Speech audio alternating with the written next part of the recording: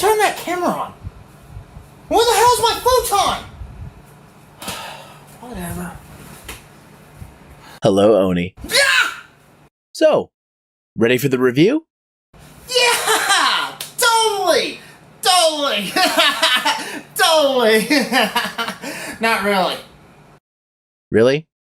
Took you 5 years and you still got nothing, eh? I've been busy. With what? Complaining about wrestling? Hey, what I do with my time is none of your fucking business. Whatever, let's figure this out. Alright already. Shouldn't be that hard. Let's find something we both like. Outside of Wrestle City Gamers, I don't care about wrestling. So that's out. And I hate Rye Guy. Is it because he hasn't paid you back for the Gundam he destroyed? And the roof of my apartment being destroyed! In any case, let's figure this out. Yeah, we need something we both like, Mega Man boy! That's a great idea. And given your review show, it's appropriate. Oh, you mean Snack Attack? No, not that one. You can't eat Mega Man. Well, you're right. But I still think we can get that E-Tank drink on Amazon. Stay on target, Oni. Right. The arcade room! There you go. And I know what 2 games to do. Mega Man the Power Battle and Mega Man 2 the Power Fighters. Wait, you actually have those games? Sadly, not anymore. I used to have the Mega Man Anniversary Collection, though, on PS2, Xbox, and GameCube a long time ago. But I do remember those games, and I love them very much, and I played them fondly. So that might help a little bit. You know what? I'll take it.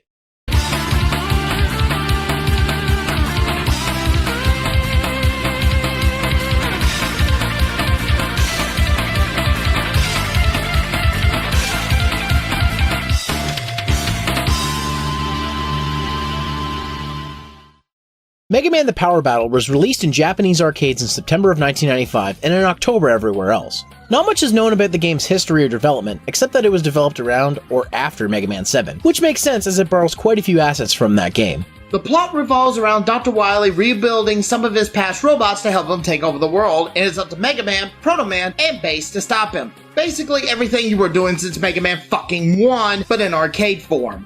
Power Battle starts off with selecting a character and a scenario, of which there are 3 to choose from. Each character has a similar set of moves with a buster that can be charged up, a slide, or dash that can be performed by holding down and jump, and a jump which can go higher by holding the button down. Mega Man controls pretty much how he did in Mega Man 7. Protoman and Bass control similarly, however the main difference is they dash instead of slide. Protoman actually uses a shield when dashing, which is a nice touch, though it doesn't do anything to protect him. And Bass uses rocket propulsion to dash even further. Overall, each character controls and plays a bit the same, so it doesn't really matter who you use. Each scenario offers a different selection of Robot Masters. The Mega Man 1 and 2 scenario adds Cutman, Gutsman, Iceman, Crashman, Heatman, and Woodman. The 3 to 6 scenario adds Magnaman, Gemini Man, Dustman, Gyroman, Napalm Man, and Plantman. Fucking Plantman. Finally, the Mega Man 7 scenario adds Freezeman, Junkman, Cloudman, Slashman, Shademan, and Turboman. Each mode also has Wily Tower Boss with the Yellow Devil in the first 2 scenarios and Van Pookin in the 7th scenario. All scenarios lead to a battle with Wily that has 3 forms. The last form, which is the Wily Pod, is actually optional as you're given only a count of 10 to beat it, though it's just for bonus points. Basically, you got until the count of 10 until the match is thrown out! Really, dude? Wrestling logic? In a Mega Man fighting game? Listen, you're in my world now, bitch, so you're gonna shut up and like it. Don't make me get the wrestle jar. Look, it's my show, my rules. The weapon system from the main series returns as defeating each boss unlocks a special weapon that is a weakness of another Robot Master. Use it sparingly though, as like the main games, each weapon has a set amount of energy. However, the energy from the weapons refills at the start of each stage or after dying. Speaking of, this game has unlimited continues, provided you have enough quarters to keep playing, and yes, it's unlimited in the ports in the Anniversary Collection. Probably my favorite aspect of the game is the co-op. Yes, you can play with a friend on every scenario. It makes sense seeing as this game is mostly just a boss rush and doesn't have any platforming stages like the main series. While it's not a long game, all 3 scenarios can be beaten in around a half an hour. It certainly makes up for it in gameplay, as well as the endings, but we'll save those for later. Like we said earlier, Power Battle borrows heavily from Mega Man 7, reusing many of the sprites such as our main heroes, Van Pookin and Dr. Wily's head. However, a lot of new sprites were made as well, such as the backgrounds and Robot Masters. It's refreshing to see some of my favorite 8-bit robots reimagined in a 32-bit style. And keep in mind, this was over a year before Mega Man 8. The game also is very colorful and has smooth animations, taking advantage of the hardware of Capcom's CPS2 arcade board technology. The music consists mostly of rearranged tracks from previous Mega Man games with a few new tracks thrown in. Honestly, it's one of the best sounding soundtracks in the series, and that's a tall order considering how fantastic music in Mega Man games is. I actually use music from this game in the Hunter Base podcast. Sound effects also sound really great, with the worst being the charging sound. Luckily, it's not too annoying. There's also a little bit of voice acting, though it's mostly left to sounds of our heroes getting hit or firing their Mega Busters. All in all, Power Battle is a fun and simple Mega Man experience. Highly recommended, especially if you enjoy Mega Man boss rushes. Also, if you got a bad day, it's a good choice for a good stress relief. Mega Man 2 The Power Fighters is a much improved sequel to the first game and has many notable additions. It was developed alongside Mega Man 8, but was released about 4 months before it in August of 1996. The game is also notable for being the introduction of Duo, whose story would get more fleshed out in Mega Man 8. While the Power Battle had 3 story scenarios based on different games in the series, aka Mega Man 1 through 2, Mega Man 3 through 6, and Mega Man 7, the Power Fighter still has 3 choices, but the Robot Masters have been spread across the 3 different scenarios instead of going by which game they were in. Those 3 are Search for Wily, that was a huge duh, Rescue Roll, and Recover the New Parts. With the parts one, you can get it on scenarios 1 and 2. I don't know why you would have it as a 3rd scenario.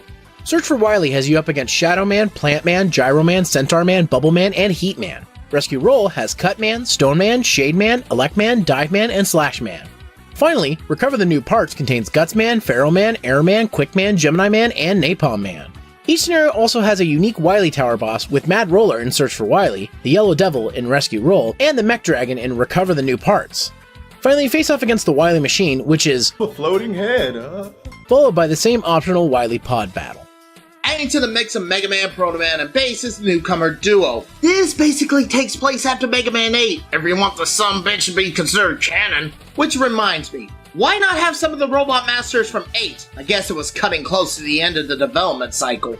On top of a new playable character, the Power Fighters adds numerous gameplay changes. For the most part, the control and gameplay are the same, with new features such as the Super Jump, which you do by holding up and jump, and boss weakness hints on the stage select screen. Said weapon weaknesses causing bosses to freeze for a moment when it's effective. Weapons work like they did in the last game, however in co-op, the weapon is awarded to the player who collects the boss's orb at the end of the fight, adding a slight bit of competition. Like when my brother and I would dash across the screen to see who would get the orb first, and unlock the weapon. Presentation is on par with the previous game, with some notable improvements. The graphics and art are just as, if not more so colorful and detailed as Power Battle. On top of that, the game adds in more cutscenes, however these are mostly through text. Sound has also been improved using the virtual audio developed by Q-Sound, offering an audio experience similar to early 3D audio systems. Now that we've gone over everything else, it's time we discuss the endings of these games. So here's your spoiler warning. There are multiple endings in each game, based on which character you play as. However, in the Power Fighters, there are special co-op endings, depending on the characters you use in the game. In Mega Man The Power Battle, Mega Man's ending is fairly typical, with him going to the lab and reuniting with his pals. Protoman's ending is a dump of a backstory where he leans against a wall looking over the city like the cool boy he is. I'm such a cool boy! Finally, for Bass's ending, it shows him saving Dr. Wily from the destroyed island. Then they argue over who is the strongest robot, while Wily hints that his next creation will be even stronger than Bass before Bass ditches him. As for Mega Man 2, The Power Fighters, the endings are a little more complex. Mega Man's ending has Dr. Wily stating that Mega Man is no better than him as he causes just as much destruction by fighting robots, and Mega Man wondering if Wily's right considering how Mega Man 7's ending went. Luckily, Mega Man's friends come to cheer him up, so conflict resolved, I guess? Yeah. Protoman's ending is another attempt at light to, quote-unquote, it's him, and Protoman refusing, saying he's fine with his defects. Who knows, maybe even some defects might come in useful sometime? Duo's ending is Dr. Light thanking him for his help, and then Duo leaving with the rest of the Evo energy, tying this game into Mega Man 8. Finally, there's Bass's endings, which has Wily and Bass once again arguing who is the strongest, with Wily finally unveiling his secret project, and if it's not obvious, it's Zero from the X series. That's right, this game ties into the story of games further in the timeline. The canonicity of this ending has been debated, but with it recently coming out that Capcom had planned to transition the original series to the X series, I'm going to say this is as much proof as we need that there were in fact plans for the stories to be connected. Now for the co-op endings. Duo's co-op endings are practically the same as his solo one, with a few added scenes. Not much to say. This is also the case with Mega Man's endings, except the ending with Bass where the two of them get into a brawl to settle the score. Finally, Bass and Protoman's ending has the two arguing over why Bass can't defeat Mega Man. So what's our thoughts on these games? Personally, I think they're great additions to the Mega Man franchise. They're both really fun to play, especially in co-op. The presentation is a real treat with updated graphics and sound, with the exception of reused sprites from Mega Man 7. While the continuity of the story is debatable, it adds to the rich lore of the series, answering questions that needed answering. In my opinion, you can't go wrong spending an hour or so experiencing these games. Both are worth your time, but Mega Man 2 The Power Fighters is my personal favorite of the two.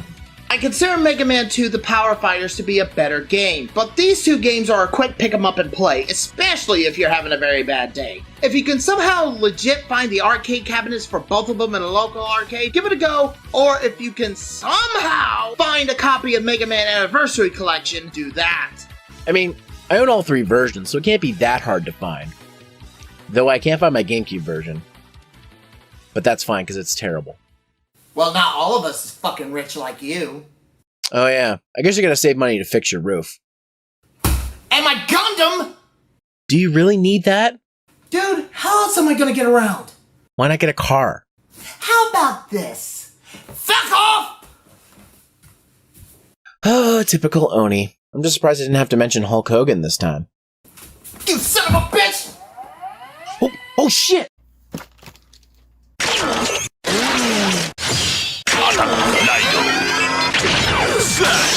D-Saber!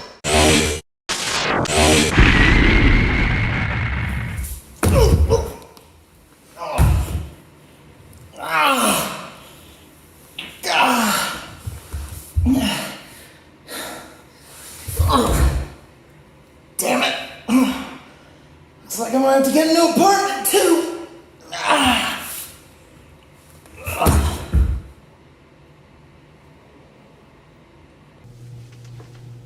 What? It's not my fault this time.